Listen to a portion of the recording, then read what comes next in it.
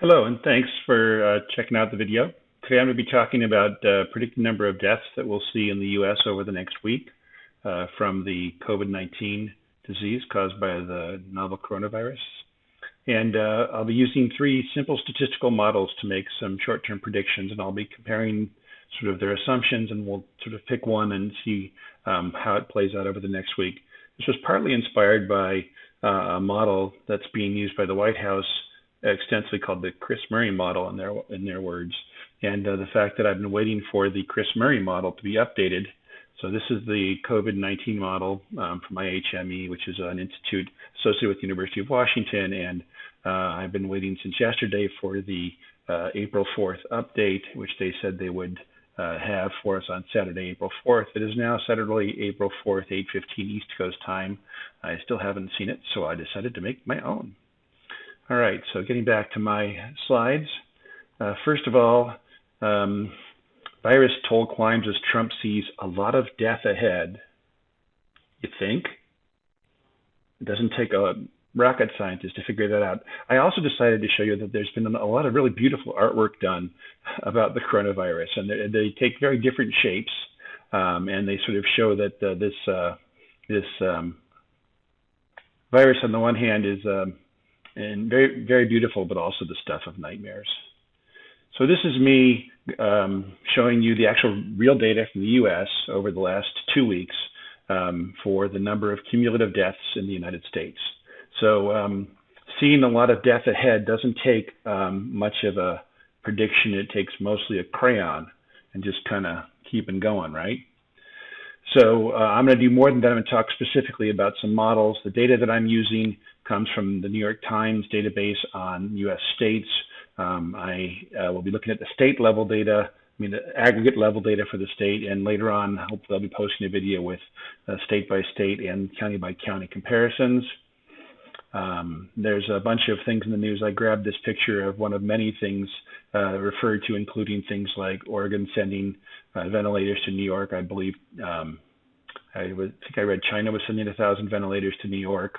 And then this whole debate about wearing masks and whether it's really necessary or important.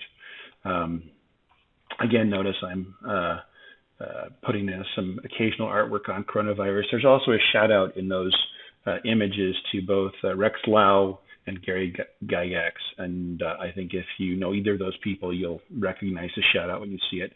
All right, so prospective modeling, I'm predicting in the future. I have the last 14 days of data.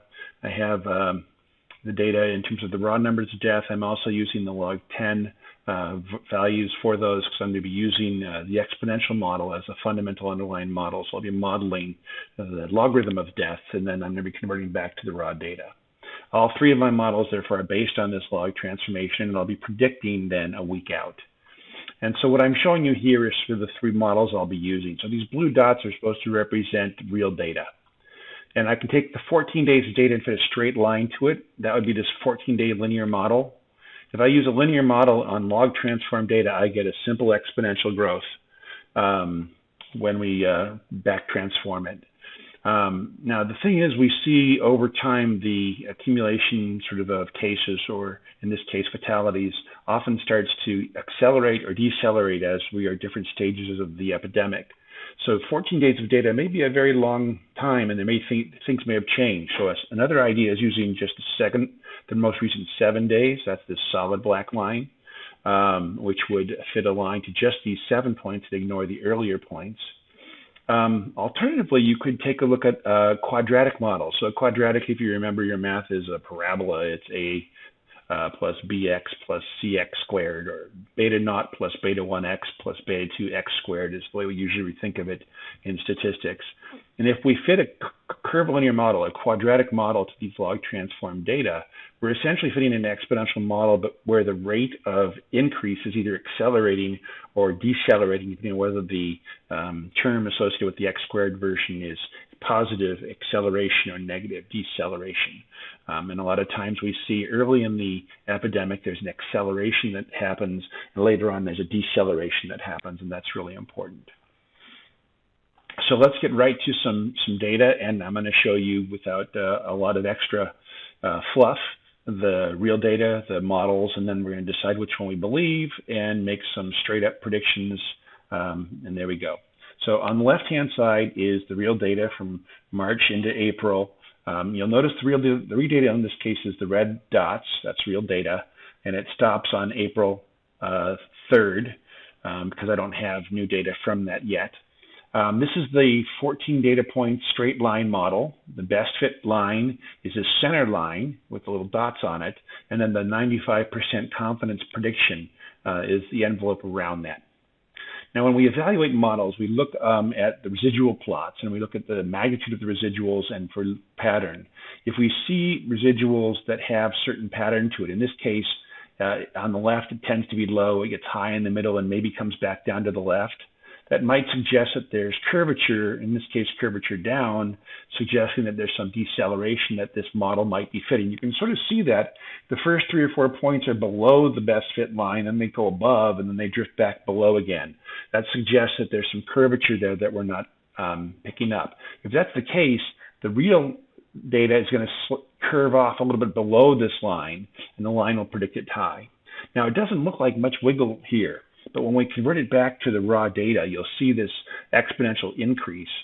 And what we have now is something on the order of 8,000 cases, and in a week's time, we may have as many as 50,000 deaths, which would be really tragic.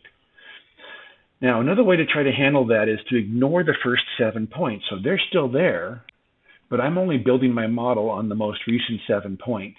And in doing so, I'm trying to use the rate of acceleration that we were seeing more recently. The residual plots here, there's fewer data points. It's harder to get a sense of whether it's a good or poor fit. It's better than the 14-day fit from what I see. And then again, we would transform that and we would see it predicts some large number of deaths, maybe 45,000. And I'll put these on the screen next to each other so you'll be able to compare their predictions in a second. The final one I'm going to show you is the quadratic model. So there's a model here that allows for curvature. You can see it in the best fit line starting to sort of curve off.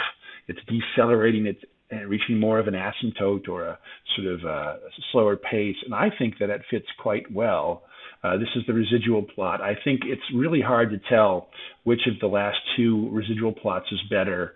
I think it's clear that the first model is inferior to them, but it's hard to tell between these two, which is problematic because they make fairly different predictions. So I promised you we'd put them on the same graph together. And so here it is looking actually in the log transform world where we're looking at the fit to the data. Remember, we're using all 14 points for the first and third panel, just the last 7. And then the prediction is where the red stops and the black takes over. I put these dashed lines here because when you first look at them, they all look really similar until you realize that the first one is actually showing up well above 4.5. The second one sort of ends up around 4.5, and the third one is curving down. It doesn't quite reach 4.5. Now, that may not sound like a lot, but remember 4 and 5 are orders of magnitude apart. That's 10,000 versus 100,000. So this could be a pretty big difference in prediction, and so it really is important to choose what we think is the best model. I think looking at them, when we go back now to the raw data, you can see much more clearly the difference in the magnitude of the prediction. So the 14-day linear model predicts that we're going to have over 50,000 deaths in a week. The 7-day linear, therefore exponential, simple exponential model predicts about 40,000. And the quadratic predicts closer to 30,000. So 50, 40, 30, that's quite a range. None of those numbers are good, by the way. They're all in, I don't mean it, by the way, imprecise. I mean, none of those numbers are pleasant because it means there's going to be 20, 30, 40,000 new deaths that we'll see this week. But they're quite different from each other in terms of magnitude.